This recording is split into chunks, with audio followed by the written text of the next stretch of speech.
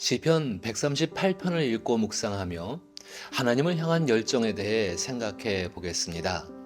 이 시편은 다윗의 신앙 고백이거나 그의 신앙을 본받은 이들이 지은 시로 볼 수 있습니다.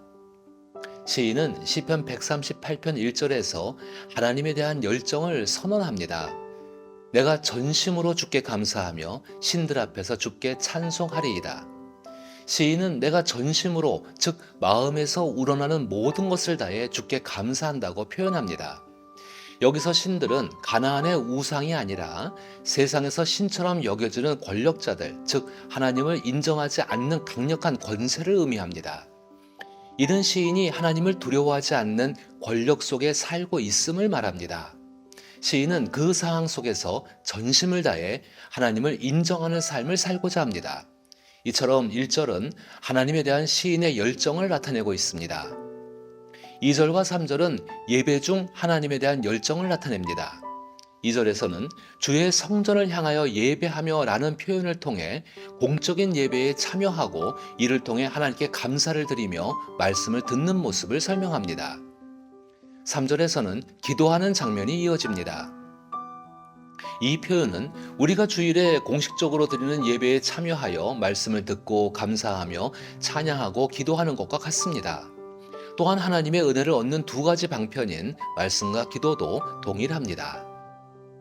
시인은 2절에서 주께서 주의 말씀을 주의 모든 이름보다 높게 하셨습니다 라고 말합니다. 여기서 이름은 인격을 의미합니다. 시인은 선하신 하나님의 인격을 자신의 삶에서 느끼며 그 느낌을 더욱 확고히 하기 위해 하나님의 말씀을 듣고 있습니다.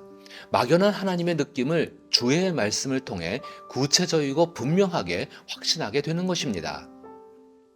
이 확신은 주께서 즉각적으로 기도에 응답하신다는 것을 의미합니다. 3절의 내가 간구하는 날에 주께서 응답하시고는 내가 확신하고 기도할 때마다 즉시로 주께서 응답하시고 라는 뜻입니다. 지금 우리가 히브리서 4장 16절의 때를 따라 돕는 은혜를 예배를 통해 얻는 것과 같습니다. 또한 내 영혼에 힘을 주어 나를 강하게 하셨나이다 라는 표현에서 담대한 마음의 힘을 얻습니다. 하나님을 향한 시인의 열정은 예배를 통해 더욱 강해집니다. 이런 표현이 시인은 항상 공예배에 빠지지 않고 참여했음을 의미하지 않습니다. 실제로 다윗은 항상 공적인 예배에 참여할 수 없었습니다. 그의 삶은 일정하게 예배에 참여하고 하나님의 은혜를 얻는 말씀을 듣고 기도하며 영혼의 힘을 얻기 어려운 현실이었습니다. 그럼에도 불구하고 하나님에 대한 열정은 변함이 없었습니다.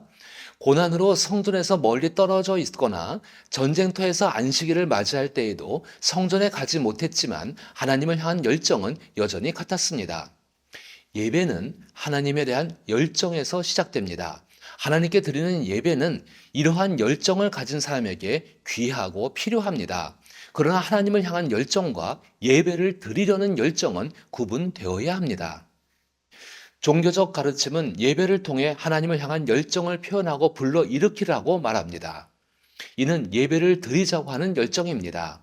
주 예수께서 이 땅에 오셨을 때 유대의 종교는 사람들의 열정을 성전에서의 예배에 집중하게 했습니다. 그러나 주 예수께서는 성전과 예배 행위를 향한 열정과 하나님에 대한 열정을 분명하게 구분하셨습니다. 그리고 예수님은 하나님을 향한 열정을 하나님을 필요로 하는 사람들에게 쏟으셨습니다. 하나님을 향한 열정은 사랑의 표현입니다. 하나님은 예배를 기뻐하시지만 사랑이 없는 예배는 하나님께 역겹게 여겨집니다. 하나님에 대한 열정은 복음을 전하고자 하는 열정으로 이어집니다. 4절과 5절은 복음을 전하려는 시인의 열정적인 모습을 보여줍니다. 시편 138편을 다윗이 쓴 시로 생각하면 당시 모든 나라 중 하나님께 감사한 왕은 다윗뿐이었을 것입니다. 다윗이 하나님께 감사하고 확신하며 힘을 얻는 이유는 주의 말씀 덕분이었습니다. 시편 138편을 다윗의 신앙을 본받은 사람들이 지은 시로 생각해도 그들의 마음에는 주의 말씀으로 인한 하나님에 대한 감사와 확신, 힘이 있었을 것입니다. 그렇게 얻은 감사와 확신과 힘은 나누어 주고 싶은 것입니다. 하나님에 대한 열정을 가진 사람이 공식 예배, 개인 예배 또는 가족과 소그룹의 예배를 통해 영혼에 힘을 주고 좋은 것을 나누고자 하는 것은 자연스럽고 행복한 일입니다. 나누고 싶어도 나눌 것이 없거나 나눌 수 없는 것은 불행한 일입니다. 복음은 좋은 소식입니다. 주 예수님이 오시기 전에도 주의 말씀은 좋은 소식이었습니다. 주의 말씀이 좋은 소식임에도 불구하고 그 소식을 통해 감사와 확신과 힘을 얻는 사람이 소수인 것은 그의 말씀을 통해 이루어지는 하나님의 선한 인격을 경험하는 사람이 적었기 때문입니다. 주 예수는 말씀, 즉 복음입니다. 그러나 사람들은 예수를 십자가에 못 박아 죽였습니다. 그들은 말씀, 곧 복음을 버린 것입니다. 그러나 하나님은 죽은 주 예수를 다시 살아나게 하심으로 복음이 영원히 살아 하나님의 뜻인 세상을 구원하는 길이 됨을 보여주셨습니다.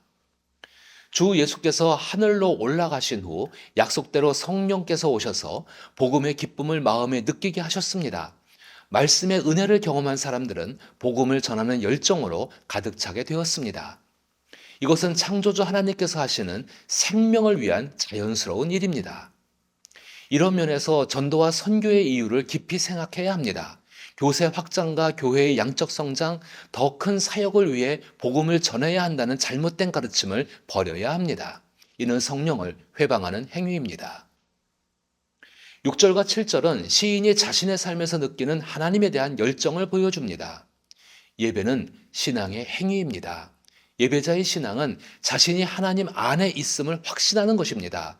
때로 그 확신이 약해질 수 있습니다. 그러나 우리는 예배를 통해 우리 자신이 하나님 안에 있음을 생각하게 하고 확신을 얻을 수 있습니다. 여기서 한 가지 주의해야 할 생각이 있습니다. 종교 활동 속에 이루어지는 예배에 하나님이 항상 계신다는 생각은 매우 위험한 생각입니다. 하나님은 하나님께서 계실 장소를 스스로 선택하실 수 있는 분입니다. 동시에 에스겔서에서 보여주는 것처럼 예배 장소를 떠나실 수도 있는 분입니다. 그리고 무엇보다도 하나님은 종교를 만들지 않으셨습니다. 그럼에도 우리가 종교 활동 속에 있는 예배에 참여해야 되는 이유는 개인적인 예배보다 공적인 예배를 통해서 하나님을 더 느끼며 확신할 수 있기 때문입니다. 중요한 것은 자신의 삶에서 하나님에 대한 열정을 가지고 살아가는 것입니다. 예배에 참여하는 것이 하나님에 대한 나의 열정을 다했다고 말할 수 없습니다. 예를 들어 일주일은 168시간입니다. 만약 공적이든 개인적이든 예배하는 시간이 168시간의 10%인 17시간에 불과하다면 나머지 151시간 동안 하나님이 계시지 않거나 하나님과의 관계가 단절되어 있다고 생각하고 있었다는 것입니다. 열정과 흥분은 다릅니다. 흥분은 자극으로 인해 감정이 고조되거나 생체 활동이 활발해지는 상태입니다. 반면 열정은 특정 일에 집중하는 힘입니다. 하나님을 향한 열정으로 감정이 고조될 수 있지만 이는 열정적인 신앙인의 진정한 모습이 아닙니다. 오히려 하나님에 대한 열정은 하나님께 집중하는 내면의 힘입니다. 하나님에 대한 깊은 열정은 소리 없이 흐르는 용암과 같습니다. 사실 그 소리는 너무 커서 사람이 듣지 못하는 것입니다. 이렇게 흐르는 용암은 강력합니다. 6절과 7절에서 시인은 죽음에 이르는 고난 속에서도 하나님에 대한 열정을 유지하고 있습니다. 이는 하나님의 말씀을 통해 알게 된 하나님의 선하신 인격에 집중하기 때문입니다. 이런 믿음이 고난을 이겨내게 합니다. 하나님께서 우리를 사랑하시는 열정은 스바냐 3장 17절처럼 잠잠히 사랑하시는 것입니다. 그 사랑은 독생자를 내어주실 만큼 강력합니다. 아들을 주신 하나님은 하나님의 말씀과 약속을 이루기 위해 자신을 희생하는 사람에게 아끼시는 것이 없습니다. 이와 같은 우리를 향하신 하나님의 열정을 생각하며 시편 138편 8절을 깊이 생각해 보십시오. 하나님에 대한 열정을 가지고 산다는 것은 흥분되고 요란한 것이 아닙니다. 오히려 하나님 말씀, 즉 복음이 나를 통해 전해질 수 있도록 마음을 지키고 주 예수의 성품을 닮아 생각하고 말하며 행동하는 것입니다. 사실 하나님에 대한 열정을 가지고 사는 삶은 하나님에 대한 마음이 없는 사람들과 그 열정을 행동으로 평가하려는 이들 사이에서 고난의 삶으로 이어집니다.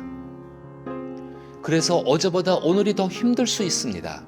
그러나 하나님에 대한 열정을 가지고 살아 승리한 사람들은 하나님께서 보상해 주시는 삶이었고 하나님의 인자하심 속에 살아온 삶이었고 하나님의 손에 붙잡힌 삶이었음을 말합니다. 우리는 하나님의 열정을 가지고 이 세상을 살아가야 할 사람들입니다. 시편 138편을 가지고 기도하시기를 바랍니다. 이 기도에 대한 응답으로 하나님에 대한 열정이 우리의 삶을 하나님께서 기뻐하시는 것으로 이끄실 줄 압니다. 그 열정 속에서 얻게 되는 하나님께 대한 확신과 소망과 감사와 평안을 전하십시오. 그것이 예수 그리스도를 닮아가는 삶입니다. 이와 같은 삶을 자기의 현실 속에서 살아낼 수 있기를 나사렛 예수 이름으로 축복합니다.